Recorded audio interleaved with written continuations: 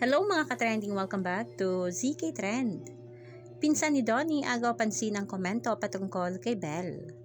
Saksi ang pinsan ni Donnie na si RJ De La Fuente sa journey ni na Donnie at Belle sa una pa nilang tambalan hanggang sa huli nilang proyekto.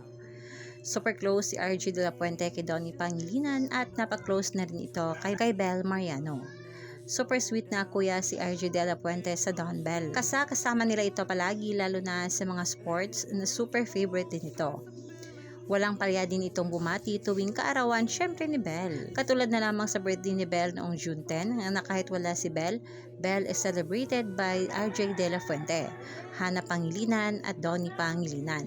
Nagpa-block screening sina RJ De La Fuente at Hana Pangilinan sa Rockwell Power Plant sa movie ng Don Bell at may special appearance pa si Donnie. Ayon dito sa post ni RJ De La Fuente, "Thank you to our tennis and running friends who came to support Donnie and Bell movie. Congratulations rin sa nanalo ng kotse. Solid fun night. We miss you, Belle Mariano. We celebrated your birthday here." Pinsuan kaagad ng mga netizens ang post na ito ni RJ De La Fuente. Marami ang napasabi na talaga namang super close si Belle at super love ng Pangilinans.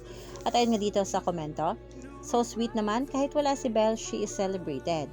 Tapos may nagduda pa rin, "Pangilinan family loves her. Enjoy ka sa birthday leave mo, Belle. Si Donnie muna bahala sa pag-ikot."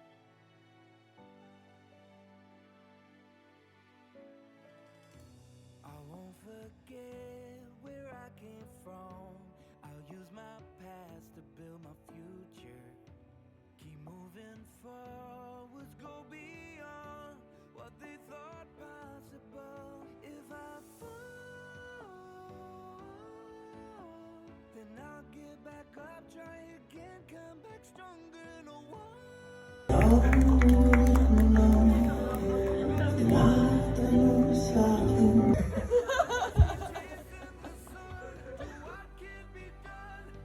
Excited, parang fun. Parang you're giving away tennis balls. And you also have to learn from your mistakes. I mean, yes, they're mistakes, but there are also consequences to your actions. And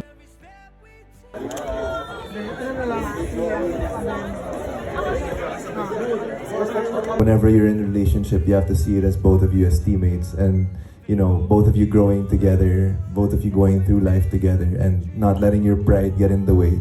And yeah, thank you to the running community and the tennis community. Thank you guys so much. To those who haven't registered yet, to the